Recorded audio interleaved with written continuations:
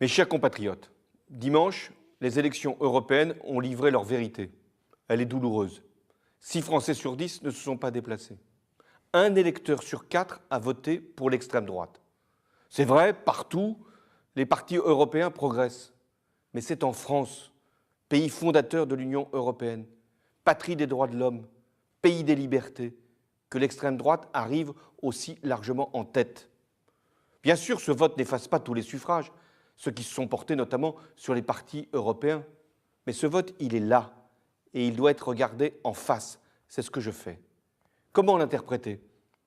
Ce vote, c'est une défiance à l'égard de l'Europe, qui inquiète plus qu'elle ne protège. C'est une défiance à l'égard des partis de gouvernement, de la majorité comme de l'opposition.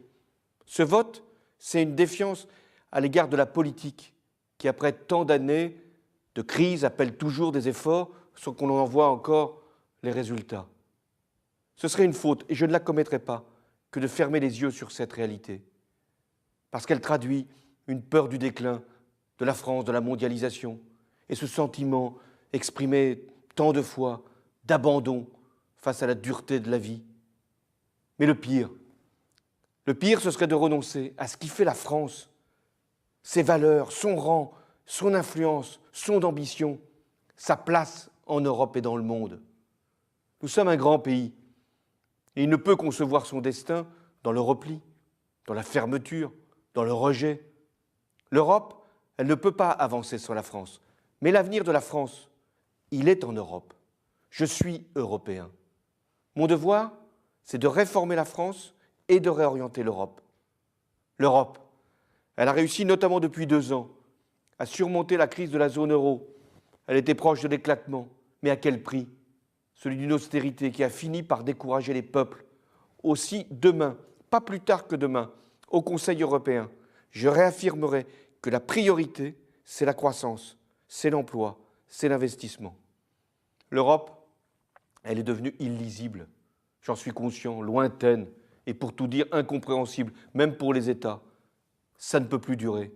L'Europe, elle doit être simple, claire, pour être efficace là où elle est attendue, et se retirer là où elle n'est pas nécessaire.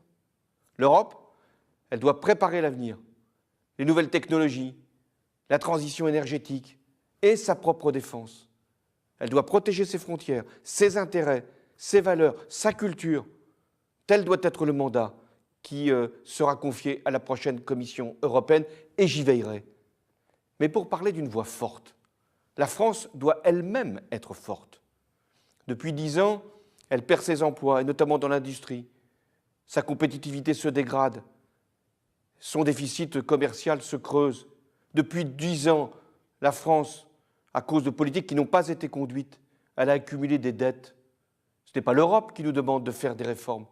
C'est pour la France que nous devons les mener à bien, et c'est ce que j'ai décidé.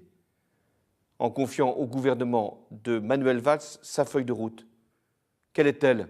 C'est l'emploi par le soutien aux entreprises, le pacte de responsabilité. C'est le pouvoir d'achat par des baisses d'impôts. C'est la justice sociale par la priorité répétée, réaffirmée à l'éducation. C'est la simplification, la modernisation, et ce sera tout l'enjeu de la réforme de notre organisation territoriale de grandes régions avec une évolution de nos collectivités, et ce sera présenté dès la semaine prochaine. Cette ligne de conduite, elle ne peut pas dévier en fonction des circonstances.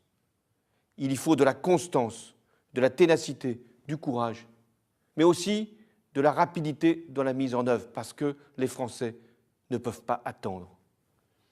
L'avenir, nos institutions, elles sont solides. Elles nous donnent les moyens d'agir.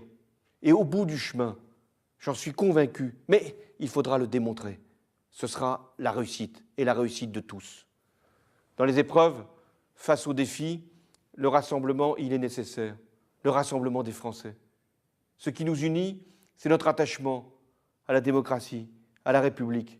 Ce qui nous unit, au-delà de tout, c'est notre amour de la France. Et ce sera le combat que je mènerai tout au long de mon quinquennat. Vive la République et vive la France.